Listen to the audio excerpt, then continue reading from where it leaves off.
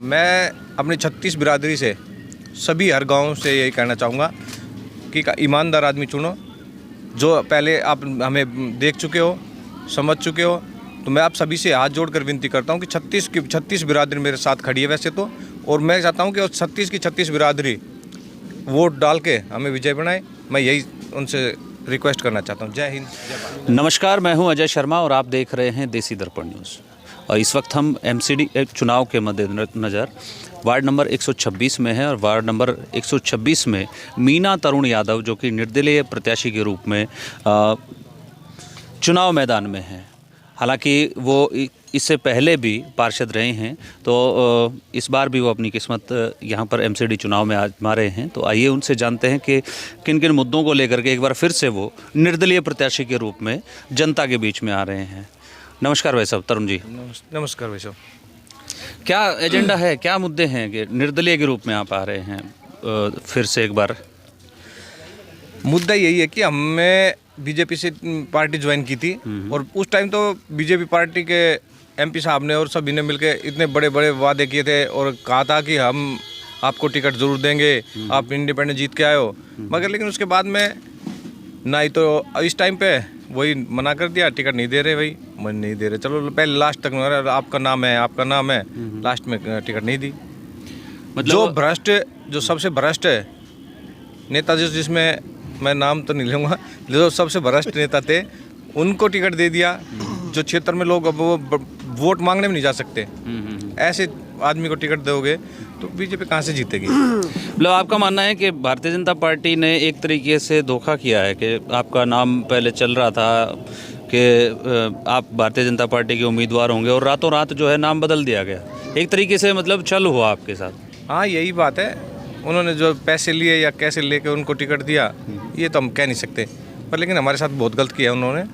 नहीं तो पहले मना कर, शुरू में मना करते, जब तो कहने लगे नहीं आओ जी, आप हमारे साथ आओ। इलेक्शन के टाइम पे तो गिड़गिड़ाने लग गए और अब वही बात है, टिकट काट दिया। देखिए, वैसे तो पार्टी का वोट बैंक होता है, अच्छा खासा वोट बैंक होता है और उस वोट बैंक के सारे ही पार्टी कैंडिडेट्स को चुनाव में उतारती है, लेकिन एक व्यक्ति की अपनी व्यक्तिगत छवि भी होती है और उस व्यक्तिगत छवि को लेकर के आप मैदान में हैं, क्योंकि पहले भी निर्दलीय पार्षद रहे हैं, तो उस व्यक्तिगत छवि के आधार पर आप चुनाव मैदान में जा रहे हैं, ऐसा मानना है? ये मैं खुद इलेक्शन नहीं लड़ रहा, ये मेरे गांव ने पंचायत करके मुझे उठाया है। मेरे दूर और जितने भी गांव हैं, 4-5 गांव हैं, 10 गांव हैं, सब ने मिलकर समर्थन दिया है और पूरा गांव, पूरा क्षेत्र, पूरी क्षेत्र की कॉलोनियाँ वगैरह जितनी भी लगती हैं सभी मेरे साथ हैं। और हमारे उनसे यही है कि हम इलेक्शन नहीं लड़ रहे, वो इलेक्शन लड़ रहे हैं। हमारे क्षेत्र के वासी, मेरे गाँव वासी सभी मिलकर इलेक्शन लड़ रहे हैं। मैं इलेक्शन नहीं लड़ रहा, मैं तो आगे आगे चल रहा हूँ, वो जहाँ चला रहे हैं। मतलब आपके गांव से आपके जो पंचायत है वो चुनाव लड़ रही है, पूरी पंचायत। एक वाकया हुआ था 3-4 दिन पहले आम आदमी पार्टी के विधायक के साथ, आपने भी देखा होगा, वो सुर्खियों में रहा था, तो उसको लेके क्या मानते हैं आप? क्या मतलब ऐसी घटनाएं मतलब होनी चाहिए? क्या कुछ इस पर कहते हैं? ये तो बहुत गलत बात है। देखो, मैं इस चीज़ का समर्थन नहीं करता। हमारा ये देश लोकतांत्रिक, हाँ, अहिंसावादी देश है, इसमें ऐसी हरकत नहीं करनी चाहिए। देखिए, वो जनप्रतिनिधि है, उसके बारे में ऐसी हरकतें करना, मारना पीटना कोई अच्छी बात नहीं है। अगर कोई गलती थी तो आप थाने जाओ, पुलिस में रिपोर्ट करो। ये एक जातिवाद का मुद्दा बना दिया उन लोगों ने, ये गलत है, मैं तो इसका विरोध करूँगा। जी बिल्कुल, क्योंकि लोकतांत्रिक देश है और लोकतंत्र के आधार पे अपनी बात लोकतांत्रिक तरीके से कहने का सबको अधिकार है और उस तरीके से वो कह सकते थे, लेकिन वो जो घटनाक्रम था उसको काफ़ी उछाला गया।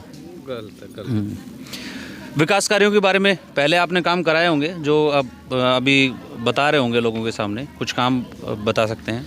देखिए, हमने पूरे अपना जो क्षेत्र था जिसमें पूरे अच्छे ईमानदारी से काम किया है और सबके साथ मिलजुल के काम किया है। जैसे कोरोना काल में थे, एमसीडी से कुछ नहीं मिल रहा था, हमें एमसीडी से नहीं मिला तो मैं अपने पर्सनल, अपने बजट से मैंने काम किया है। अपने 2-3 ट्रैक्टर लगा के पूरे वार्ड को सैनिटाइज करता रहा, कम से कम 4-5 बार सैनिटाइज किया। पूरे कोरोना काल में अपने घर नहीं गया, ऑफिस में ही रहा, मेरी पूरी टीम 10 बच्चों की टीम लगा के, और पूरा एमसीडी के जो मेरे जितने भी कर्मचारी थे उनके साथ कंधे से कंधा मिला के मैं खड़ा रहा और हम सब ने मिल के काम किया। एमसीडी के जितने भी कर्मचारी थे टोटली मेरे साथ खड़े रहे हैं, उन्होंने भी ना डरे, ना अपने परिवार की फिक्र की, मेरे साथ मतलब एक मिलजुल के कोरोना, हाँ, कोरोना योद्धा बन के उन्होंने काम किया। जी जी, कोरोना योद्धा बन के काम किया। पिछली बार ये भारतीय जनता पार्टी जो है काफ़ी आंदोलनरत थी पिछले दिनों में कि एमसीडी का केजरीवाल जी ने हमारा 13,000 करोड़ का बजट है वो रोका हुआ है, दिया नहीं है। तो मान लीजिए अब ये स्थिति कमोबेश आ जाती है, तो क्या कहना चाहेंगे इसमें? देखिए, ये हरकत तो हुई है। एमसीडी में फंड नहीं था, बहुत ऐसे काम रहे जो हम नहीं करा पाए। काम फिर भी कराया हमने, जितना बजट मिला उससे फालतू से फालतू बजट ला के काम कराया। और अब की बार तो बजट अगर नहीं मिला तो बहुत ज़्यादा परेशानी होगी, क्योंकि क्षेत्र काफ़ी लंबा हो गया है। जी जी, 14 गांव हो गए और पूरी कॉलोनियाँ होगी, तो बहुत लंबा दिक्कत है इसकी अब की बार तो। और वैसे है अब की बार केंद्र सरकार के अंडर आए हैं, तो देखते हैं क्या होता है। जी ये थे हमारे साथ तरुण यादव जी, और इनकी जो धर्मपत्नी है वो चुनाव मैदान में है, मीना यादव जी। निर्दलीय प्रत्याशी के रूप में जनता के सामने वोट की अपील कर रहे हैं। आज इन्होंने समय निकाल करके अपनी बातें रखी, अपने मुद्दे रखे। जनता से कुछ चैनल के माध्यम से कुछ कहना चाहेंगे? हाँ, मैं अपनी 36 बिरादरी से सभी हर गांव से यही कहना चाहूँगा कि ईमानदार आदमी चुनो, जो पहले आप हमें देख चुके हो, समझ चुके हो। तो मैं आप सभी से हाथ जोड़कर विनती करता हूँ कि 36 बिरादरी मेरे साथ खड़ी है वैसे तो, और मैं चाहता हूँ कि 36 की 36 बिरादरी वोट डाल के हमें विजय बनाए।